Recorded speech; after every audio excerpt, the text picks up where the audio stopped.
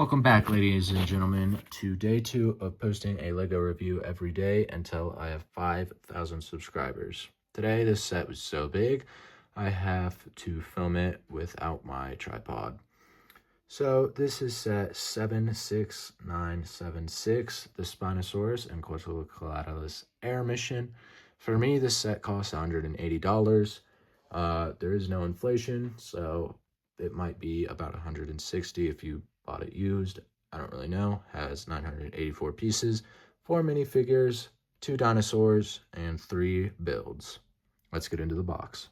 Starting with the front of the box, we see the nice Spinosaurus in the corner, the Jurassic World rebirth, and then all the information, and then a whole overview of everything we get in the set. All the minifigures, the dinosaurs in the corner. At the top of the box, we can see all 4 minifigures and a 1-to-1 scale of one of the minifigures. Nothing too interesting. On the side, we got the Jurassic World Rebirth logo and then our Spinosaurus again. On the bottom, more useless information that we don't need. On the other side, a bunch of the text in Spanish and other languages. On the back of the box, it shows a bunch of the features that the set can do. The LEGO logo and then the set number. So, yeah.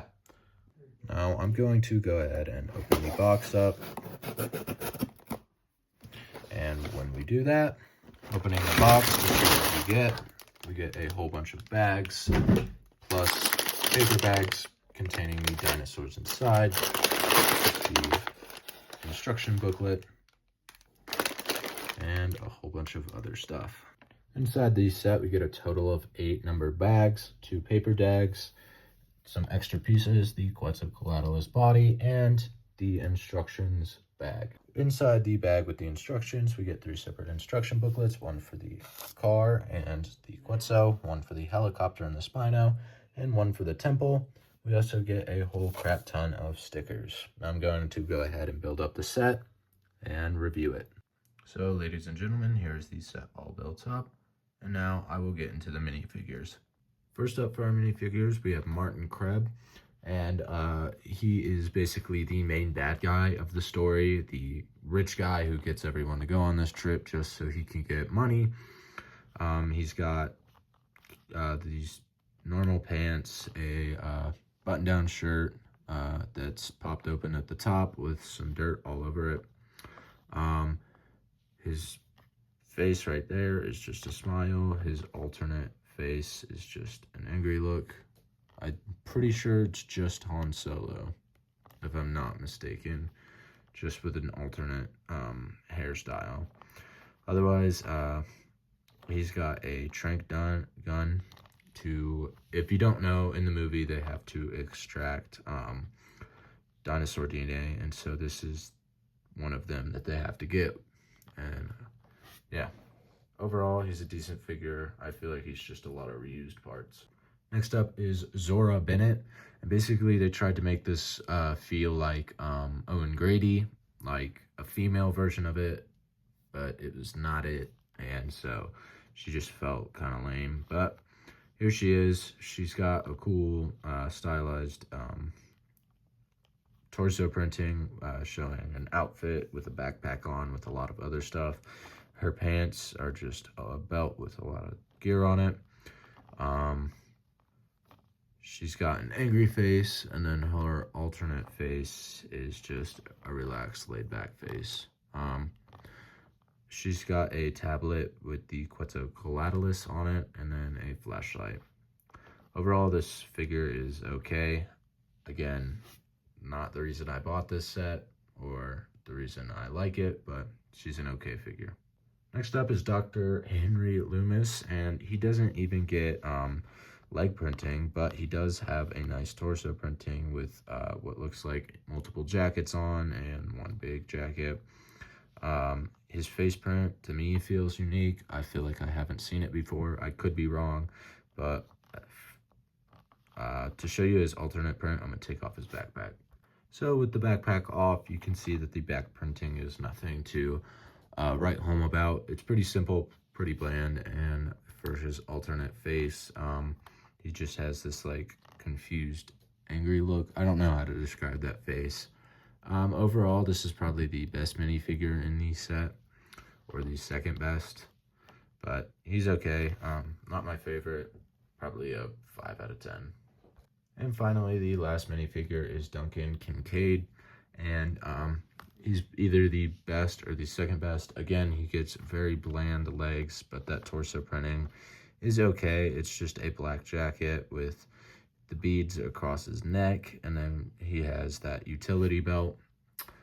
He's got the nice hat on top, and no alternate face for him, but I think that bland striking face works for him, especially from the movie. In this hand, he has a flare gun, and in the other, he has a machete. And let me show you what he looks like without the backpack.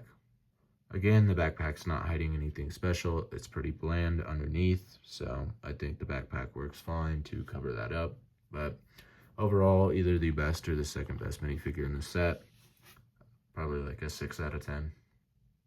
Moving on to the reason people probably bought this set, the dinosaurs. We get 2 of them. The first one up is the Quetzalcoatlus, and this guy is huge. He is giant. Compared to a minifigure, this is how big he is. This is his wingspan, his body. He's giant. And yeah, he's huge. Can't tell what the colors are, but I do think this Quetzalcoatlus is a really cool dinosaur that they've included. This is the second one we've gotten in a different color variation. I prefer the very first one we got better, which was, I believe, white, but this one's pretty cool too. His beak opens, and it's pretty big beak. Like, I can fit my whole finger practically inside it. And it could come open more, but it's obviously not supposed to happen. The wings have full rotation, and they can go up and down. So you have a lot of play just with this one dinosaur alone. And he's a really cool dinosaur. I like this fin on top. The coloring, from what I can see, is very nice. He's got that, which surprised me, that he still has the 2 studs, just like the pterodon that I just reviewed. He's got clips in the back, so you can hold on to items and clip onto things. Overall, really cool dinosaur. One of my favorites. And now here's probably the only reason people bought this set, for the very first molded Spinosaurus that LEGO has ever given us. His tail is actually unique compared to other dinosaurs, where instead of just going curved up like this, compared to like the T-Rex or something, this one actually curves into like an S shape on the back, and it fits nicely into place following his spine. His legs have no printing on them, which surprised me. I thought they would have a little bit of printing, but they don't. And that's not like a huge thing. I just noticed that it looks kind of weird, like they didn't finish it. His fin is huge. Let me see if I can get it. His fin, compared to a minifigure, is like about a minifigure and like 1/3 of a minifigure, but it's a pretty tall spine. Just standing height compared to a minifigure, he is huge. Moving up, he's got these cool arms that I'd never seen before, but they have like a little clip inside, so we can take a minifigure or an item and he can look like he's holding it. I don't know, it's pretty cool compared to the T-Rex arms, which can not do anything, and compared to the Indominus Rex arms, which were a little bit different compared to this. Moving up to his head, he's got 2 studs right here. He's got nice detailing all along his back. Same up here to represent the scales. His mouth opens and closes. It's not a very far reach, like compared to other dinosaurs, but I think that's all you need. It can be pretty hard to open this for big hands such as mine, but if you have smaller hands, it's probably easier. Really nice dinosaur to have in my collection, and I'm super excited to have him. His head can bend up and down, side to side. His legs can go up and down. His tail, if you want, can rotate like this. And his arms can go up and down. Overall, really cool dinosaur. Not my favorite dinosaur of all time, but it is a pretty sick dinosaur to have in the collection. So pretty excited to have him. Moving on to the very first vehicle in the set, we have the truck.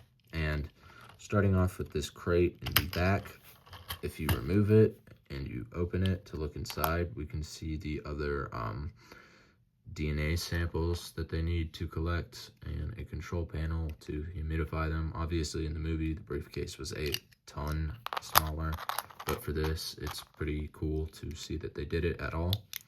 And it just sits in the back of the truck on those two studs.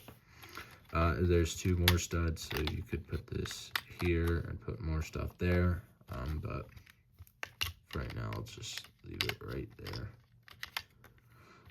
It's got a total of 6 wheels. I don't remember this being in the movie. It might have been near the end of the movie, but most of these are stickers. That's a sticker, that's a sticker, that's a sticker, that's a sticker, that's a sticker. But surprisingly, this front tile piece is not a sticker, which surprised me because it's a really nice tile piece to have, and it's just a sick tile piece. Nothing special about this truck. If you want to gain access into the inside, you just remove this. It's only held on by 3 studs. Inside there's enough room so we can take a minifigure, put him in his seating position, and literally just put him down inside there. And once he's in, you can take the roof and just put it right back on top, and it makes it look really cool.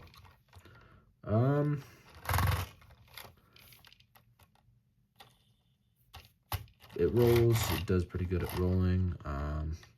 The stickers have some nice scratch marks to represent the Spinosaurus attacking the truck, so you can see claw marks there, dent there, some on the top. It's a pretty simple truck. I noticed that there is a part where you could attach a trailer or something. So if you have other sets, you could attach it. Don't know why you would do that. Maybe you add on to it. I don't know.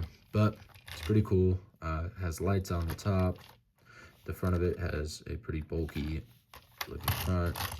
The back has just a couple of lights. And overall, it's just a standard truck with Jurassic World details. The last vehicle before we move on to the big set is the helicopter. Also, don't remember this in the movie. In fact, I don't even recall this in the movie at all. But I think for a brick-built helicopter, it is really cool. Especially how they did this part down at the bottom. Since they do have a molded piece, I like how they brick-built it. But if we start from the back, we can see that there's a fin, a propeller, and you can spin it. Nothing crazy about it. I liked how they used these cupcake like pieces as like thrusters. There's clips. I'm assuming you could clip weapons in or something. There's stud shooters, so you can shoot them, and there's 2 of them. So yeah, this is brick built too. It doesn't spin as well as you would think. It's pretty slow, but that's to be expected. It has some nice stickering with 3 on the side of it. I don't know what that's supposed to represent. But if we look into the cockpit and lift it up, we have a control panel with a speed and whatever height thing. But in the back, we can see a sticker of the Spinosaurus on like a radar piece. And there's just enough room for one minifigure. So we can take our minifigure, put him in on those two studs, close it up. And now our helicopter is ready to fly. Don't remember the movie, but I really like helicopters just in general for the Jurassic World line. So it's cool to have another one. This is my third one I have now. I think it's really cool. Nothing special, but it is a really cool vehicle. And finally, we have the main build for the set.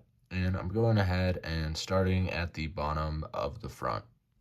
Starting here at the bottom of the front, we can see this nice like jaw outline, or what's supposed to be like a face for the entrance of the temple, and does a really good job at portraying a face. It's nothing crazy. There's enough studs so you can have like a minifigure fit through and come stand on the bridge or whatever is supposed to be right here, and you can see that it's a pretty big hole. Moving to this side, it looks like it's supposed to be a rock wall so they can climb it up to the second level, so they can climb this with these studs. More spots for standing on the outside. Nothing crazy. There's some vines, some greenery everywhere on this set. Flipping it over to the other side, we actually get this waterfall. And when I go to the back to show you what the back looks like, I'll show you a cool feature with this waterfall. But for now, if we want to, we can take one of our guys and have him just pretend he's walking through. And if we pull this chain right here, it actually slings down these. And this is a really satisfying mechanism, the way it works, because well, I'm just going to flip it around the back now. It's actually on these Technic gears, and when you push it back into place, it just uses a really satisfying system to lock it back into place. And so when you pull that, it's just releasing one of these gears up here, just dropping this down. And you can't force this down. You do have to pull the chain to drop it down, but it is a pretty satisfying mechanism. Flipping it back to the front, a lot of greenery, a lot of lush scenery everywhere for the front, especially down here near the front. And this looks like supposed to be a dock right here. Nothing crazy. I think it's a really cool design and something I would see from Indiana Jones or something. And I love buildings like this where it's like ancient Aztec stuff or whatever. Moving up to the second level, there's eggs up there, which are supposed to be the Quetzalcoatlus eggs. Some vines, more lush stuff. I think this is a really cool detail, how this is actually mirrored on this side, but this one is just broken off from this. So you can see that this is like the same as that, and it's just broken apart.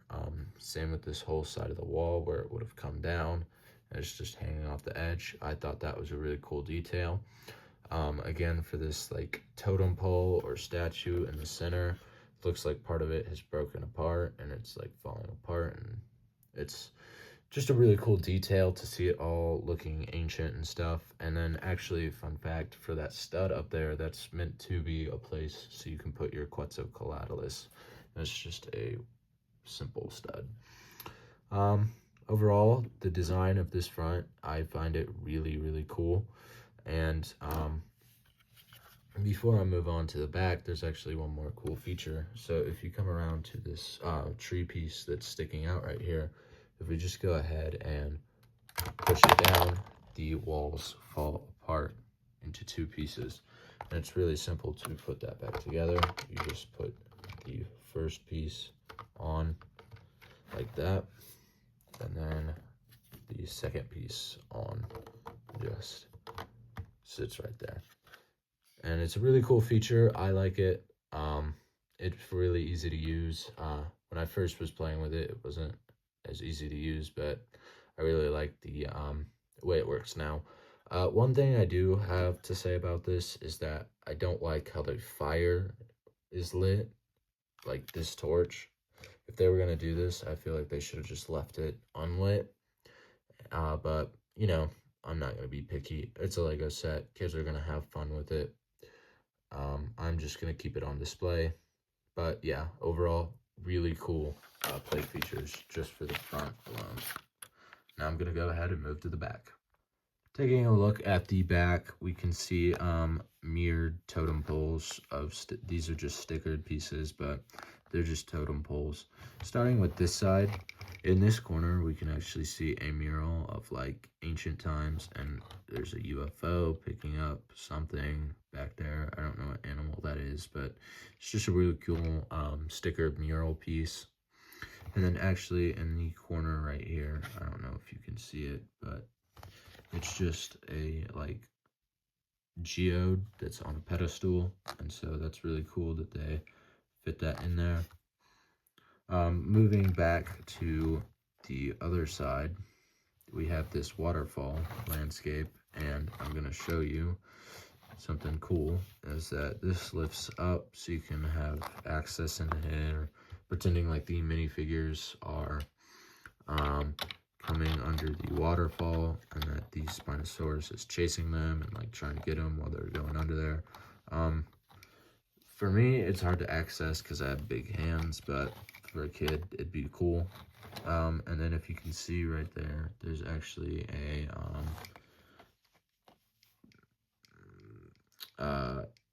what do you call that? Fossilized mosquito. Mosquito in Ember. I don't remember what it's called. But yeah, really cool detail that they were able to include it into the rock, because that's where you mine it from. Moving on, we see another pedestal, but this time there's just a skull on it. And so you just see that there's a skull back there, just chilling on a pedestal. More greenery, more vines, just to make it feel more lush. These represent some water pieces, because they're just supposed to come across here. Overall, it's not like a super detailed back, but all the charms like in the front, and I think that's what matters, is the front of the build. So that's my review. Thank you guys for watching my review. Overall, I think it's a pretty great set, and I think if you get the chance to go ahead and pick it up, you should. The dinosaurs are great, the vehicles are great, the temple is great. I think the only thing that it lacks on are the minifigures, but if you're not caring about the minifigures, then this set is so worth it. I think you're getting a lot for what you buy here. I just think it's a really great set to have in the collection, especially if you love Jurassic World stuff, then I would go ahead and pick this up. Or if you just love dinosaurs, it's a very cool set to have. But overall, I think this is like a 7 out of 10 set. It's not my favorite. Of course, I do collect Star Wars mainly, but I do love this set, and I will have it on display. So yeah, thank you guys for watching. Peace out.